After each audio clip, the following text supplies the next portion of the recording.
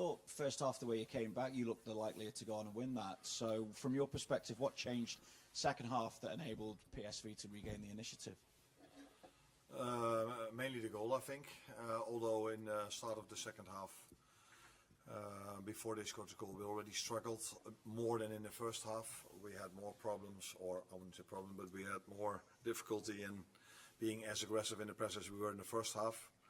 That had a bit to do with Hugo Ekitike, who straight after half-time felt his back a little bit, and that's why his press wasn't as aggressive as the first 45 minutes. And I know, because I follow the Dutch league, if you are not aggressive enough against PSV, they have players that can outplay you, because they're a very good team, very good football players on the ball.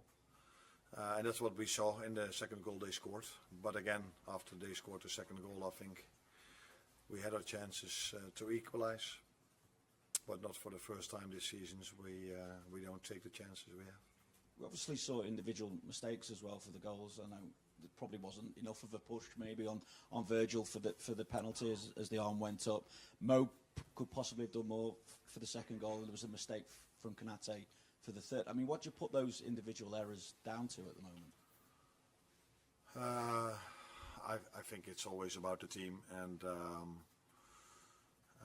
I think we can all do better. Individuals, the three you were talking maybe about, but I think this goes for everyone, including myself. So I don't think this is the time to emphasize on individual errors. It's more the time to talk about the team instead of the individual errors, because individual errors are made in football, and we have to make sure that if we make them, we how do you say this? React or make it up. I think that's the better word, to make it up, and so that it doesn't lead to a goal. And if it does lead to a goal, that we are good enough then to come back into the game, and that's a team thing and not an individual thing. Just to check then, take it that Konate substitution was purely tactical rather than taking him out of the firing line. Yeah, I find that one difficult, because up to the moment you were just describing, I think he played a good game. But if you go 3-1 down, I think what I've always done and what I will keep doing is then bring an extra attacker in. And I found that hard, because I knew that the outside world would probably then focus even more on the error he made. But I think it was the decision I had to make, but unfortunately it didn't lead to anything, except then that they scored the 4-1.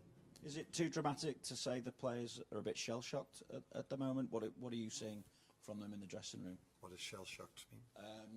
Bereft of confidence, just shocked at the way things have gone over the last few weeks? I think it's a shock for everyone, for the players, for the journalists over here, for me, for everyone. This is a shock that is very, very, very unexpected if you look at the quality we are having. So is it a lack of confidence? I didn't see that in the first half. Of course, it's hard if you concede straight after losing 3-0 straight into this game. You concede a goal, but I saw the mentality that these players have shown so many times since I'm here. Came back in a way you would like to come back, so created chances. We kept them on their half. And after another setback by conceding the 2-1, I also saw us creating chances again to score the 2-2. But in the end of the game, I did saw that it affected maybe one or two players, that we were 3-1, 4-1 down. Yeah, that's true. Anna, you said there needs improvement from everybody, including yourself. But do you think it's there's been discussion about your position? Do you think that's fair after somebody who has won the title 5-6 months ago? I don't think it's important if it's fair or not, but that it's normal. That I understand. If any manager around the world loses football games, let alone so many as we've lost, it's quite normal that people have an opinion about that. And if that's fair or not fair, that's for other people to judge. But that it's normal. I think it is that if you lose so many times, that people start talking about that. Did you say with Hugo it wasn't a specific kind of injury for him when he came off? No, I don't know why he says he felt his back spasm. Back spasm. Dus gewoon daarmee? Goedenavond. Je spelers maken fouten die we helemaal niet van ze kennen, van dit soort topspelers gewend zijn. Er zijn ook goede fases, maar ze maken soms hele gekke beslissingen, gekke keuzes. Wat kan jij daar als trainer mee? Je zei dat je altijd de verantwoordelijkheid op je moet nemen, maar je ziet het gebeuren. Wat kan je ermee en hoe kom je hier nog uit? Nou, ik zie ze niet 90 minuten lang gekke keuzes maken. Ik zie ze over het algemeen hele goede keuzes maken. Dat leidt er ook toe dat we over het algemeen ongelooflijk dominant zijn in wedstrijden. Alleen wat ik wat minder zie is dat we vanuit vele goede keuzes die we maken, dat dan ook omzetten naar goals.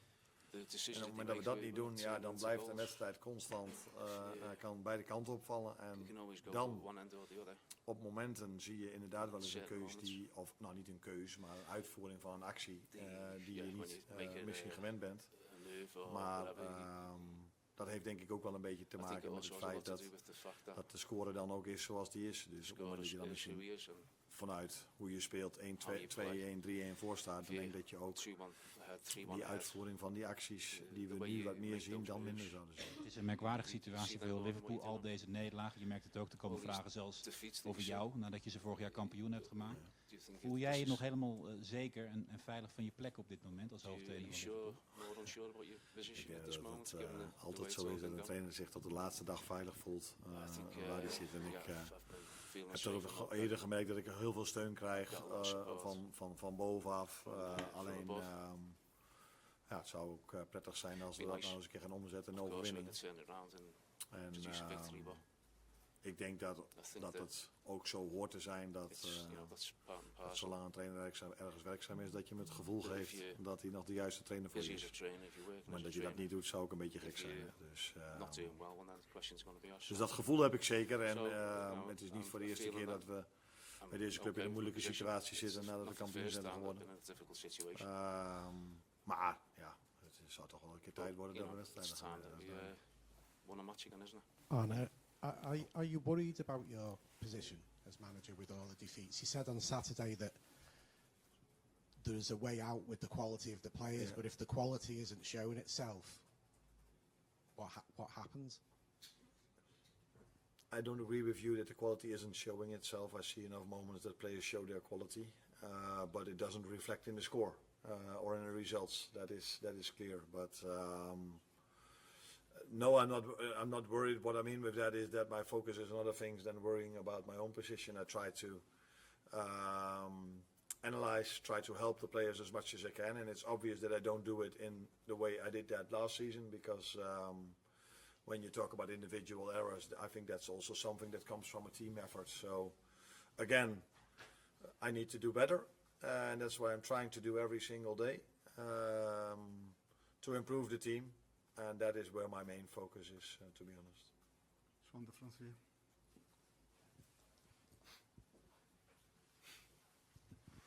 Hi Arne, it sounded like you said in Dutch that you got support from people above you. I mean, have you had those conversations with Richard Hughes, with people like that about your own situation at the moment?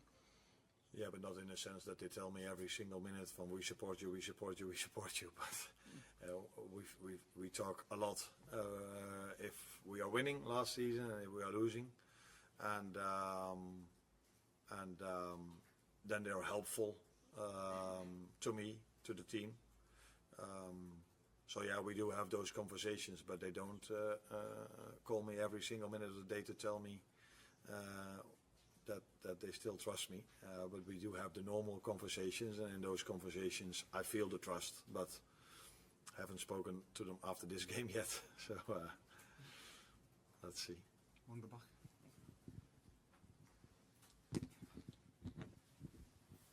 Hi Arne, wat vond je van PSV en waarom kregen jullie geen grip op ze de tweede helft? What do you think about PSV and how they got a grip on the game in the second half?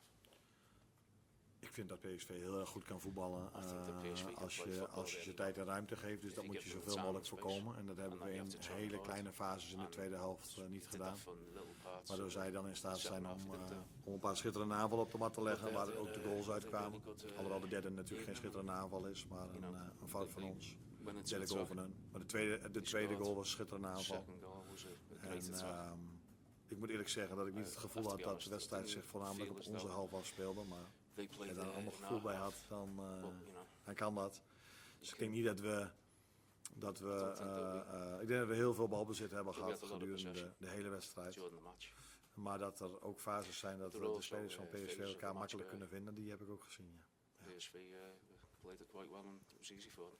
Van de Franse.